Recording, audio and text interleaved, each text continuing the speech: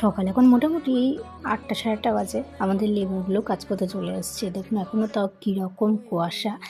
আজকে আমার হাসব্যান্ড বেড়াতে গেছে দীঘায়, তাই ভাবলাম একটুখানি চিনি ছাড়া মানে মিষ্টি ছাড়াই আজকে সিমই খাবো।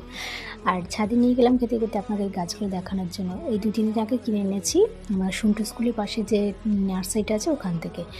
আর সন্টু খেতে খেতে বলছে ওয়াও ওয়াও মা টেস্টি, ওর তরমুজ খেতে খুব ভালোবাসে, তাই কেটে দিয়েছিলাম। আর এদিকে আমার হাজব্যান্ডও চলে এসেছে দীঘার থেকে। ওদের একটা মিটিং ছিল, মিটিংয়ে গেছিলো, ওখান থেকে একটা এই লাঞ্চ বক্স যেগুলো হয় না সেগুলো দিয়েছে গিফট হিসেবে প্রত্যেককে।